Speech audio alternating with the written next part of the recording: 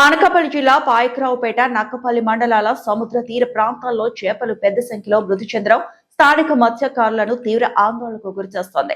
దశాబ్దాలుగా సముద్రంపై ఆధారపడి జీవిస్తున్న గంగపుత్రులు గత కొంతకాలంగా తమ జీవనోపాధికి తీవ్ర ఇబ్బందులు ఎదురవుతున్నాయని వాపోతున్నారు.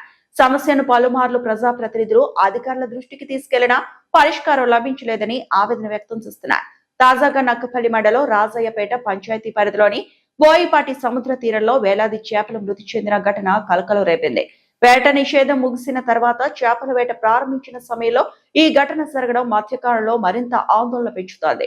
సమీపంలోని ఫార్మా కెమికల్ పరిశ్రమల నుంచి వెలువడుతున్న రసాయనాల కారణంగానే చేపలు చనిపోతున్నాయని మత్స్యకారులు ఆరోపిస్తున్నారు.